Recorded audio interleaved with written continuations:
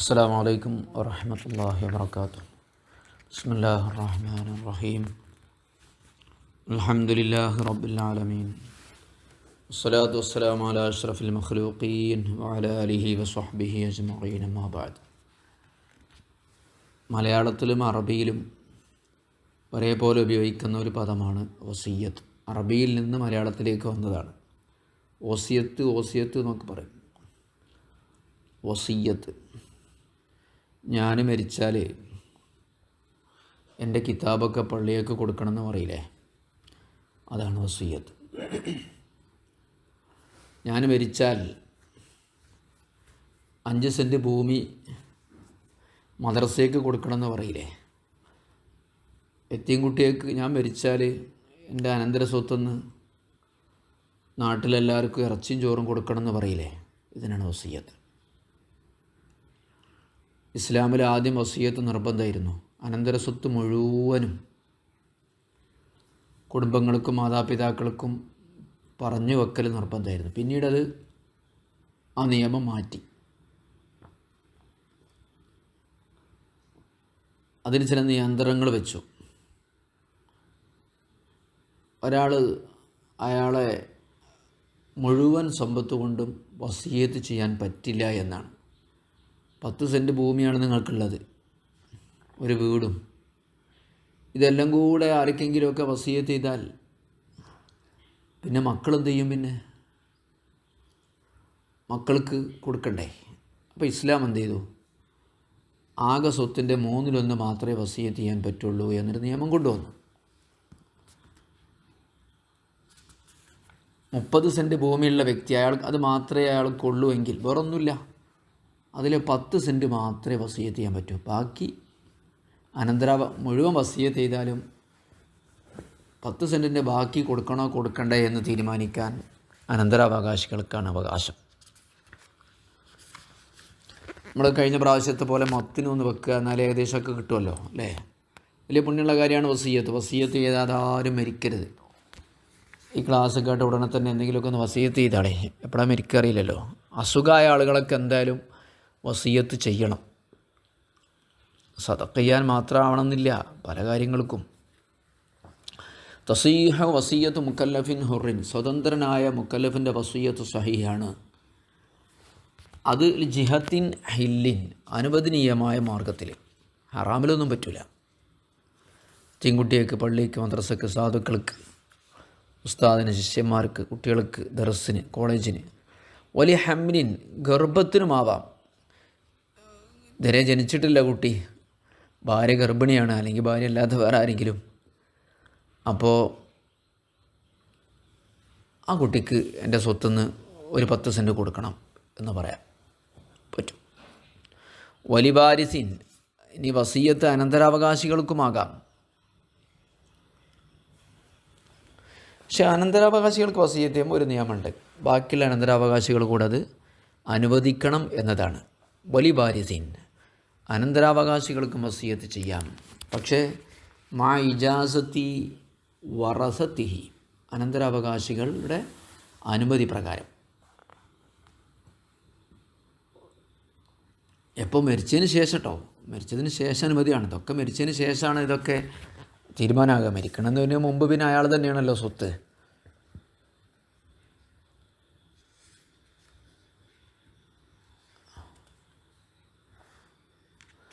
അങ്ങനെ വസിയ്യത്ത് ചെയ്യുമ്പോൾ അതിന് ഒരു വാചകം വേണ്ടേ? അതെങ്ങനെ? അത് പല വാചകം കൊണ്ട് എഴുത്തൂഹു കഥ ഔ ഹുവ ലഹു ബാദമൂത്തി, അങ്ങനെയൊക്കെ പറഞ്ഞാൽ മതി. എൻ്റെ സ്വത്ത് ഇന്ന ആൾക്ക് കൊടുക്കുക, അല്ലെങ്കിൽ ഹുവ ലഹു, ആ സ്വത്ത് അയാൾക്കാണ്. എപ്പോൾ? എൻ്റെ മരണശേഷം. ഈ രീതിയിലൊക്കെയാണ് വസിയ്യത്ത് ചെയ്യേണ്ടത്.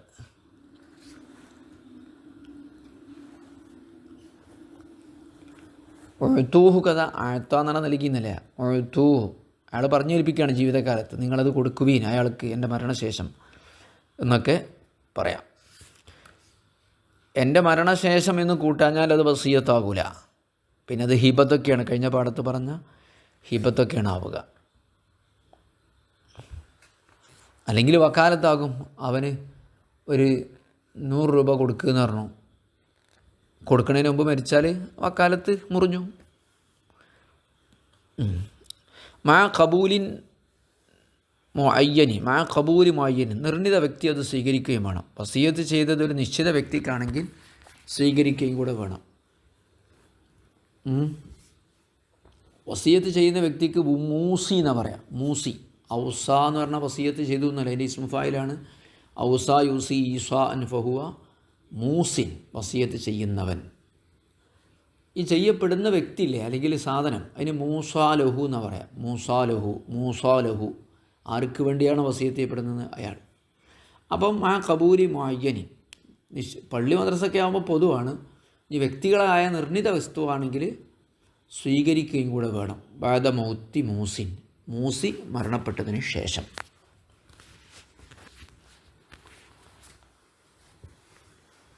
എപ്പോൾ മുതലാണ് ഇതിന് ഉടമസ്ഥാവകാശം വരിക? ഞാൻ മരിക്കുന്നതിന് മുമ്പ് 1 ഏക്കർ ഭൂമി നിങ്ങൾക്കാണ്, ഞാൻ മരിച്ചതിന് ശേഷം എന്ന് പറഞ്ഞാൽ നിങ്ങളതാവില്ല, നിങ്ങൾക്ക് അവിടെ ചവിട്ടാൻ പറ്റില്ല. എപ്പോൾ മുതലാണ് നിങ്ങളുടേതാവുക? വബാന ബിഹി അൽ മിൽക്കു മിനൽ മൗത്ത്, സ്വീകരിക്കലോടുകൂടെ വ്യക്തമായി അൽ മിൽക്ക് ഉടമസ്ഥത, മിനൽ മൗത്തി മരണം മുതൽ.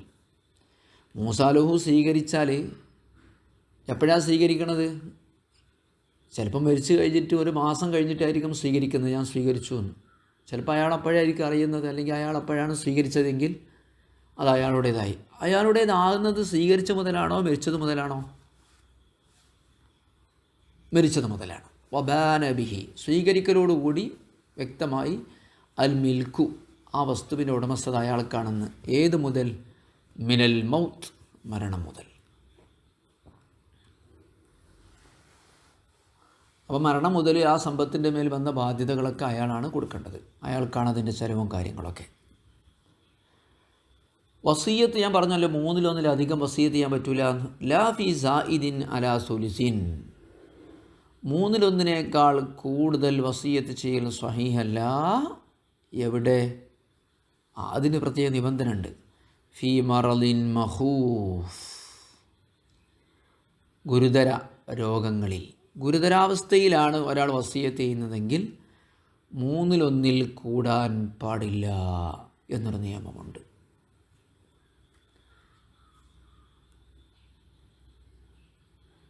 കൂടിയാൽ സ്വഹിയാകൂല. എപ്പോൾ? ഇൻ റദ്ദഹു വാരിസുൻ, അനന്തരാവകാശി അത് റദ്ദ് ചെയ്യുകയാണെങ്കിൽ, 1/3 കൂടുതൽ വസിയത്ത് ചെയ്തിട്ടുണ്ടെങ്കിൽ അതിന് സ്വഹീഹ് അല്ല. മാരകമായ രോഗങ്ങൾ പലതും ഉണ്ട്. ഇൻഷാ അല്ലാഹ് അതൊക്കെ ശറഹിൽ വിശദീകരിക്കും.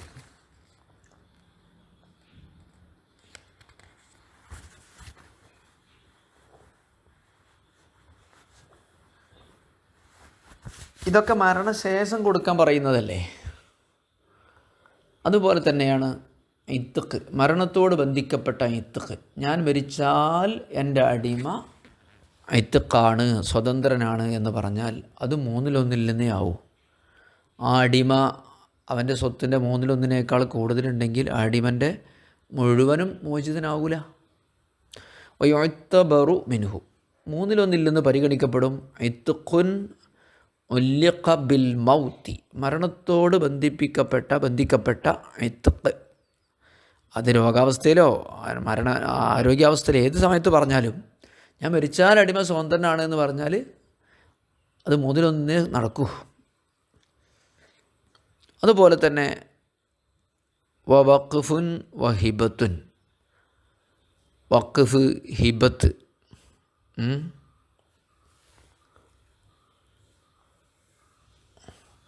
അത് 1/3 സംഭവിക്കുള്ളൂ. രോഗാവസ്ഥയിൽ വഖഫ് ചെയ്തു, ഹിബത്തൊക്കെ ചെയ്താൽ, രോഗാവസ്ഥയിൽ വഖഫ് ചെയ്തു, ഹിബത്ത് ചെയ്തു, സംഭാവന ചെയ്തു, അല്ലെങ്കിൽ കടബാധ്യതയിൽ നിന്ന് ഒഴിവാക്കി കൊടുത്തു, അയാൾ മരിച്ചാൽ 1/3 മാത്രമേ എന്താവുള്ളൂ, അതൊക്കെ നടപ്പാവുള്ളൂ. കാരണം രോഗാവസ്ഥയിലാണല്ലോ അയാൾ സംഭാവന ചെയ്യുന്നത്. ഒതബറുൻ നുജിസ ഫി മറദിഹി, രോഗാവസ്ഥയിൽ അയാൾ പറഞ്ഞ വസിയത്തല്ല, അയാൾ അപ്പോൾ തന്നെ നടപ്പാക്കിയ തബറു ആണ്. വഖഫ്, ഹിബത്ത് പോലെയുള്ളതും മാരകമായ രോഗാവസ്ഥയിലാണ് പറഞ്ഞതെങ്കിൽ ആ വഖഫിൻ്റെ 1/3 പോകുള്ളൂ. മരണം കണ്ട് രോഗം കണ്ട് കൂടിയപ്പോൾ അയാൾ പറഞ്ഞു എൻ്റെ മുഴുവൻ സ്വത്തും ഞാൻ പള്ളിക്ക് വഖഫ് ചെയ്തു പറഞ്ഞു. കൂട്ടൂല, മുഴുവൻ സ്വത്തും പള്ളിക്ക് വഖഫാവില്ല. അനന്തരാവകാശികൾ ഉണ്ടായാലും ഇല്ലെങ്കിലും അവർ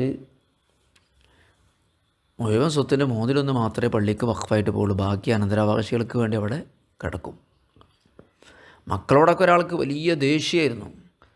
അപ്പം ഞാൻ മരിച്ചാൽ എൻ്റെ മക്കൾക്കൊന്നും ഒരു പൈസയും കിട്ടരുത് എന്നുള്ള വാശിക്ക് ഒരു വാപ്പ എന്ത് ചെയ്തു, തരാനുള്ള ആൾക്കാർക്കൊക്കെ വിട്ടുകൊടുത്തു പറഞ്ഞു. പിന്നെ ബാക്കിയുള്ള 1,00,000 റുപ്യ അത് മദ്രസിനാന്ന് പറഞ്ഞു. പിന്നെ മറ്റേ 1,00,000 അന്യൻ്റെ അയൽവാസിക്കാന്ന് പറഞ്ഞു. അതൊന്നും നടക്കൂല. മാരകമായ രോഗാവസ്ഥയിലാണ് അതെങ്കിൽ മൊത്തം സ്വത്തിൻ്റെ 1/3 മാത്രമേ കൊടുക്കേണ്ടി വരൂ, ബാക്കിയുള്ളത് കൊടുക്കൂല.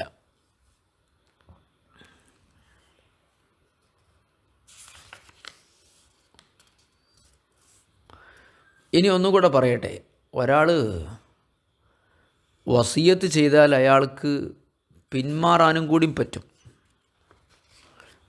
വസിയത്ത് ചെയ്താൽ പിന്മാറാം. അതെങ്ങനെ? തബ്തുലു ബി റുജൂഇൻ, വസിയത്തിൽ നിന്ന് പിന്മാറിയാൽ വസിയത്ത് ബാത്തിലാകും. വസിയത്തിൽ നിന്ന് പിന്മാറിയാൽ വസിയത്ത് ബാത്തിലാകും. അതെങ്ങനെ? നഖൽതു ബിനഹ്വി നഖൽതു, ഞാൻ എൻ്റെ വസിയത്തിനെ അസാധുവാക്കിയിരിക്കുന്നു എന്ന് പറഞ്ഞു, ബാത്തിലാക്കിയിരിക്കുന്നു എന്ന് പറഞ്ഞു. അല്ലെങ്കിൽ അതിന് മറ്റൊരു പദം ഉപയോഗിച്ചു, വഹാദ് അലി വാരിസ്, ഇത് എൻ്റെ അനന്തരാവകാശിക്കാണ് പറഞ്ഞു. ഏത്? ഈ വസിയത്ത് ചെയ്ത ഒരു 5 സെൻറ്റ് ഭൂമി ഉണ്ടായിരുന്നു, ഞാൻ മരിച്ചാൽ പള്ളിക്ക് കൊടുക്കണം എന്ന് പറഞ്ഞു. പിന്നെ അയാൾ പറഞ്ഞു ആ 5 സെൻറ്റ് എൻ്റെ മകനാട്ടോ എന്ന് പറഞ്ഞു, അല്ലെങ്കിൽ എൻ്റെ അനന്തരാവകാശിക്കാണ് എന്ന് പറഞ്ഞു. വസിയത്ത് ബാത്തിലായി.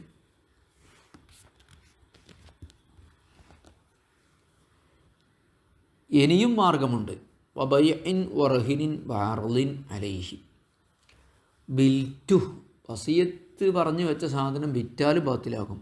വറഹിനിൻ, പണയം വെച്ചാലും ബാത്തിലാകും. വഅർളിൻ അലൈഹി, വിൽക്കാൻ വെച്ചാലും ബാത്തിലാകും. വിൽക്കണമെന്നില്ല, അർളിൻ അലൈഹി, വിൽക്കാൻ പഠിച്ചത് വിൽക്കാനുള്ളതായിട്ട് ആരെങ്കിലും വാങ്ങിക്കോളൂ, അത് ആവശ്യക്കാരുണ്ടെങ്കിൽ വന്നോളൂ എന്ന് പറഞ്ഞു വസിയത്ത് ചെയ്ത സ്വത്തിനെ കുറിച്ച്. അതിനെ അർള് എന്ന് പറയാം. അതുപോലെ തന്നെ വഗിറാസിൻ, മരങ്ങൾ നട്ടു. കൃഷിയല്ല, വസിയത്ത് ചെയ്ത ഭൂമിയിൽ എന്ത് ചെയ്തു? മരം നട്ടു. അതിൽ മൊത്തം മരം നട്ടാൽ വസിയത്തിൽ നിന്നുള്ള പിന്മാറ്റമാണ്.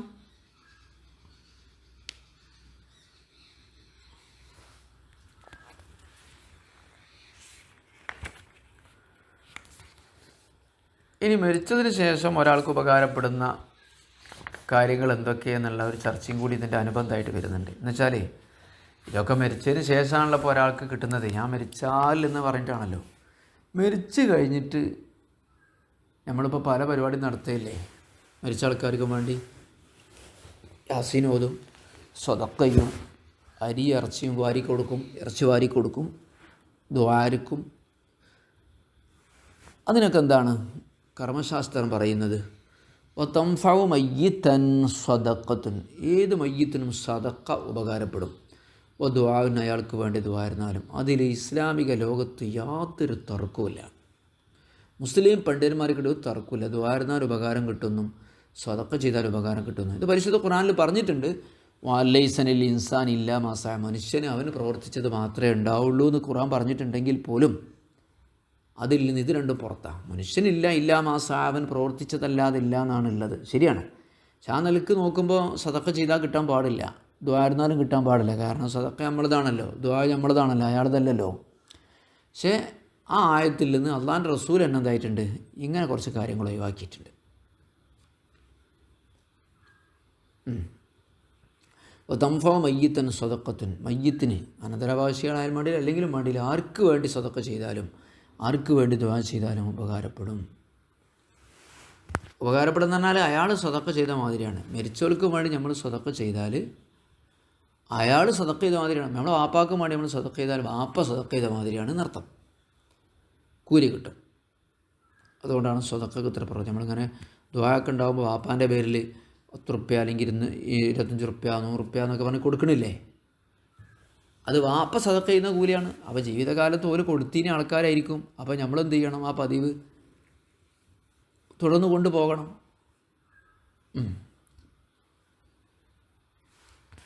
പിന്നെ ദുആ ഉപകാരം ചെയ്യുന്ന പറഞ്ഞാൽ അയാൾക്ക് വേണ്ടി ദുആയിരുന്ന കാര്യം കിട്ടും, അല്ലാഹു തആല ഉത്തരം ചെയ്താൽ എന്നർത്ഥം. ദുആയിരുന്നതിന് കൂലി നമുക്കാണ് കിട്ടുക. നമ്മൾ മരിച്ചവർക്ക് വേണ്ടി ദുആയിരുന്നതിൻ്റെ കൂലി ആ ദുആ നമ്മൾ തന്നെയാണ്.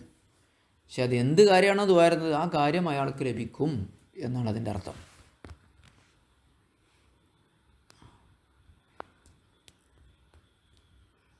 അതേ സമയത്ത് മക്കളെ ദുആ ഉണ്ടല്ലോ, മക്കളെ ദുആയിരുന്ന കൂലി തന്നെ കിട്ടും.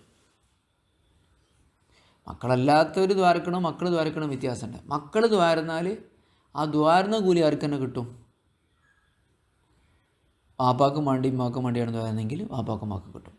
പുറത്തുള്ളവർക്ക് ദ്വാരക്കുകയാണെങ്കിൽ എന്താ കിട്ടുക? എന്താണോ ചോദിച്ചത് അതാണ് കിട്ടുക. കാരണം മക്കളെ ദ്വാ എന്ന് പറയുന്നത് വാപ്പാൻ്റെ പ്രവർത്തനത്തിൻ്റെ ഭാഗമാണല്ലോ, വ്യത്യാസമുണ്ടല്ലോ. ഉമ്മാൻ്റെ പ്രവർത്തനത്തിൻ്റെ ഭാഗമാണല്ലോ. അപ്പോൾ ഞാൻ എൻ്റെ വാപ്പാക്കും ഉമ്മാക്കും ദ്വാരുന്നാൽ ഞാൻ ദ്വാരിക്കുക എന്നുള്ള വലിയ കൂലിയുള്ള കാര്യമാണല്ലോ. ആ കൂലി വാപ്പാക്കന്മാർക്കും കിട്ടും. കാരണം ഞാനിങ്ങനെ ദ്വാരക്കുന്നതിൽ വാപ്പയും കാരണക്കാരാണല്ലോ. പിന്നെ കുറേ സാധനങ്ങളുണ്ട്. ഖുർആൻ ഓതിയാൽ കിട്ടുമോ, പിന്നെ അങ്ങനെയൊക്കെ ഉള്ളത്. ഖുർആനൊക്കെ ഉണ്ടല്ലോ, ഖുർആനോത്തൊക്കെ ഉണ്ടല്ലോ മരിച്ചവർക്ക് വേണ്ടി. നോമ്പ് വെറ്റാൽ കിട്ടുമോ, സ്കരിച്ചാൽ കിട്ടുമോ, അങ്ങനെയുള്ള സ്വലാത്തില്ല കിട്ടുമോ, തഹ്ലീലില്ല കിട്ടുമോ, അങ്ങനത്തെ ചർച്ചയൊക്കെ ഉണ്ട്. ഇൻഷാ അല്ലാഹ് നമുക്ക് വഴിയാൻ ചെയ്യാ സദഖൻ്റെ പാഠത്തിൽ അല്ല ഷറഹ് പറയുമ്പോൾ നമുക്കെന്ത് ചെയ്യാം പറയാം, പോരെ? ഇൻഷാ അല്ലാഹ്. അപ്പോൾ ജിഹത്തുൻ ഹില്ല് അനുവദനീയ മാർഗത്തിലേ പറ്റുള്ളൂ. വലിയ ഹംലിൻ ഗർഭത്തിലുള്ള കുട്ടിക്കും വേണ്ടി വസിയത്ത് ചെയ്യുക. വലിയ വാരിസിൻ അനന്തരാവകാശിക്കും വസിയത്ത് ചെയ്യുക. പക്ഷേ അനന്തരാവകാശികൾ ബാക്കിയുള്ളവർ എന്ത് ചെയ്യണം? അനുവദിക്കണം. അനന്തരാവകാശികൾക്ക് വസിയത്ത് ചെയ്യുമ്പോൾ, അല്ലെങ്കിൽ വസിയത്ത് ചെയ്യേണ്ട ആവശ്യമില്ലല്ലോ, അയാൾ മരിച്ച ഏതായാലും അനന്തരാവകാശികൾക്ക് കിട്ടേണ്ടതല്ലേ. പിന്നെ ഒരു വസിയത്ത് ചെയ്യുമ്പോൾ അതിൻ്റെ മറ്റുള്ള അനുവദിക്കണം. എന്തൊക്കെയാണ് അതിൻ്റെ വാചകം? തൂഹു കഥ ഔ ഹുവ ലഹു ബാദ മൗത്തി ഔസൈത്തു ലഹു എന്നതൊക്കെയാണ് അതിൻ്റെ പദങ്ങൾ. പിന്നെ പറഞ്ഞാൽ എന്താ വെച്ചാൽ ഒരു നിർണിത വ്യക്തിക്കാണ് വസിയത്ത് ഇങ്ങനെ സ്വീകരിക്കണം. എപ്പോൾ സ്വീകരിക്കണം? വസിയത്ത് ചെയ്ത വ്യക്തി മരിച്ചതിന് ശേഷം. സ്വീകരിച്ച മുതലല്ല അയാളുടെ ഉടമസ്ഥതയിൽ വരിക, മരിച്ചത് മുതലാണ്. വബാന ബിഹി സ്വീകരിക്കൽ കൊണ്ട് വ്യക്തമായി അൽ മിൽക്കു മിനൽ മൗത്തി മൂസാ ബിഹി യുടെ ഉടമസ്ഥത അയാൾക്കാണ് എന്ന് മരിച്ചത് മുതൽ. ലാഫി സായിദിൻ അലാ സുലുസീൻ ഫി മറദിൻ മഖൂഫിൻ മാരകമായ രോഗത്തിൽ കിടക്കുന്ന ഒരു വ്യക്തി വസിയത്ത് ചെയ്താൽ 1/3 കൂടുതൽ വസിയത്ത് സഹിയല്ല. ആരോഗ്യകാലത്താണെങ്കിലും ഒക്കെ മുഴുവൻ സഹിയാവും. പിന്നെ വേറെന്തേ പറഞ്ഞത്? വയുത്തബർ മിൻഹു ഇത്തുഖുൻ ഉല്ലി ഖബിൽ മൗത്തി ഒ തബറുൻ നുജിസ ഫി മറദിഹി കവഖഫിൻ വഹിബത്തിൻ മരണത്തോട് ബന്ധിക്കപ്പെട്ട ഇത്തുഖും 1/3 നിന്നാണ് പരിഗണിക്കപ്പെടുക. അതുപോലെ തന്നെ രോഗാവസ്ഥയിൽ അയാൾ നൽകിയ സംഭാവന വഖഫ് ഹിബത്തും അത് 1/3 നിന്നാണ്. ഒ തബുത്തുലു ബിർ റുജൂഇൻ പിന്മാറാൻ പറ്റും, പിന്മാറിയാൽ വസിയത്ത് ബാത്തിലാകും. നഖൽത്തു അങ്ങനെയുള്ള കുറേ പദങ്ങൾ പറഞ്ഞു. ഇതെൻ്റെ അനന്തരാവകാശിക്കാണ്, അല്ലെങ്കിൽ അത് വിറ്റു, അല്ലെങ്കിൽ പണയം വെച്ചു, അല്ലെങ്കിൽ പണയം വെക്കാനും വിൽക്കാനൊക്കെ അതിനെ വെച്ചു. എന്നാലും വഗിറാസിന് ഭൂമിയാണ് വസിയത്ത് ചെയ്തെങ്കിൽ അതിൽ മരം നട്ടാലും വസിയത്ത് ബാത്തിലാകും. അപ്പോൾ തംഫഉ മയ്യിത്തൻ സദഖത്തുൻ വദുആൻ മയ്യത്തിന് വേണ്ടി ഒരാൾ സദഖയും ദ്വാരക്കുന്നതൊക്കെ ചേർത്തിയാൽ അത് ഉപകാരപ്പെടും. ഇങ്ങനെയുള്ള കുറേ കാര്യങ്ങളാണ് ഇതിലുള്ളത്. അള്ളാഹു നമുക്ക് നാഫിയായ ഇൽമ തരട്ടെ. എന്തെങ്കിലുമൊക്കെ വസിയത്തൊക്കെ ചെയ്ത് മരിക്കാനുള്ള തൗഫീഖ് അള്ളാഹു തആല നമുക്ക് പ്രദാനം ചെയ്യട്ടെ. അസ്സലാമു അലൈക്കും വറഹ്മത്തുള്ളാഹി വബറകാതുഹു.